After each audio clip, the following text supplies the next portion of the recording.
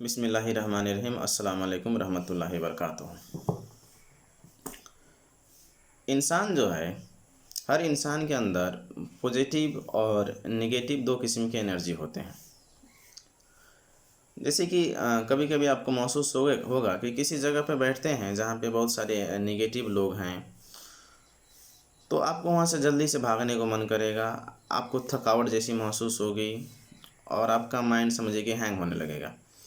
उसी तरह अगर आप पॉजिटिव एनर्जी के पास बैठते हैं जहाँ पे बहुत सारे लोग अच्छे ख्याल के हों, मिसाल के तौर पर मस्जिद वगैरह में, तो आपको वहाँ पे एक किस्म की जो है एनर्जी वाला फीलिंग आएगा और महसूस होगा कि यहाँ पे आके आप तरोताज़ा हो गए हैं। उसी तरह हर इंसान के अंदर जो इम्यून सिस्टम है, ये भी एक किस्म का एनर्जी है जो है बीमारी से लड़ने में इंसान को मदद करता है। तो ये हर इंसान का अलग अलग होता है। किसी का जो बीमारी से लड़ने की जो क्षमता है नेचुरली वो कुछ ज़्यादा होता है और किसी का जो है कम होता है। और ये भी एक एनर्जी है और ये भी जो है लोगों में ट्रांसफ़र होता है। इसलिए इस्लाम में जो है साथ में रहने को, साथ में खाने पीने को ज़्यादा तरजीह दी गई है।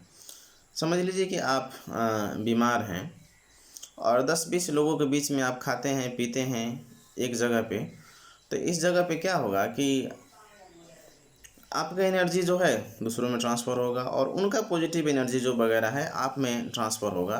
इसके ज़रिए से आप अगर समाज में घुल मिल के रहते हैं तो आपके बीमारी ठीक होने का चांसेस बहुत ज़्यादा होता है। तो ये तो हुआ कंसेप्ट। अब बात करते हैं असल मुद्दे पर। कोरोना बीमारी का जो इस तरह की हवा खड़ा किया गया, शुरू में तो ऐसा महसूस जब कराया जाता था कि जिसको कोरोना लग गया समझो गया, मर ही गया, उसका बचने का चांसेस ही नहीं है।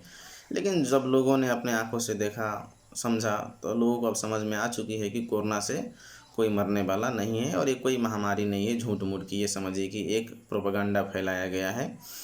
और कोरोना इज अ हॉक्स कह करके तो सारी दुनिया में अभी इसके खिलाफ जो है आंदोलन हो रहा है लॉकडाउन खोलने के लिए, और WHO जो है ज़बरदस्ती लॉकडाउन लगाने के पीछे पड़ा हुआ है।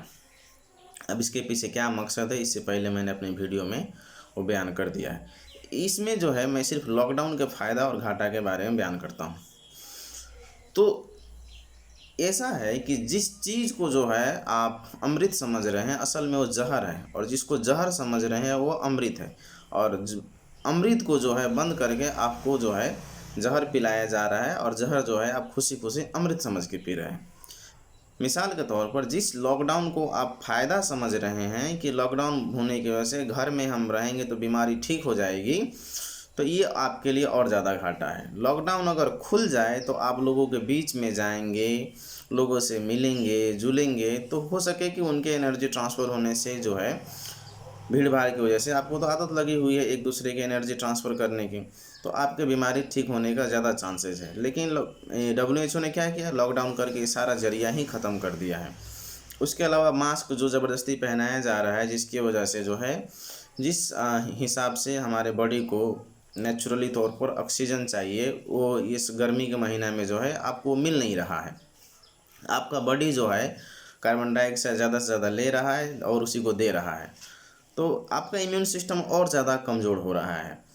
और जैसे ही ये मौसम चेंजिंग होगा, अभी तो समझिए गर्मी का महीना है, अब 1-2 महीने के अंदर ठंडी आएगी, तो मौसम तब्दीली में जो है बॉडी का पूरा सिस्टम को एडजस्ट करना पड़ता है। इसलिए हम लोग देखते हैं कि अक्सर मौसम के तब्दीली में हम लोग बीमार हो जाते हैं। जैसे ठंडी से गर्मी, गर्मी से ठंडी आई तो अक्सर सर्दी जुकाम जो हो जाता है, असल में ये मौसम के हिसाब से बॉडी को एडजस्ट करने के लिए ज़रूरत पड़ता है, जिसकी वजह से ये कुछ बीमार पड़ जाता है।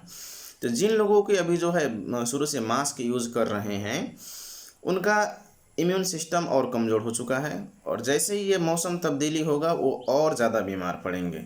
इसलिए वक्त आ गया है कि एक तो सबसे पहले लॉकडाउन के ख़िलाफ़ आप लोग आंदोलन की एक तैयारी कीजिए, मेरा भी उसमें पूरा भरपूर साथ रहेगा। और दूसरी बात जो है मास्क नहीं पहनने का, मास्क जलाने का अभियान चलाइए। अगर रोहतक चंद्रनिगाहपुर में कोई तैयार है तो इसके लिए हमें कमेटी बनाने के लिए तैयार हैं। और मैं चाहता हूं कि पूरा नेपाल में ऑल ओवर नेपाल जो है इसके खिलाफ़ आंदोलन हो, और WHO के खिलाफ़ सबसे ज़्यादा आंदोलन हो। या तो कोई सटीक बात कहो या फिर मुंह बंद रखो। तो उम्मीद है मेरी बात को आप ये सुनें, समझें और लोगों को ज़्यादा से ज़्यादा ये शेयर करके इस चीज़ को समझाने की कोशिश करें। हमें कामयाबी मिलेगी इंशाअल्लाह। आमीन।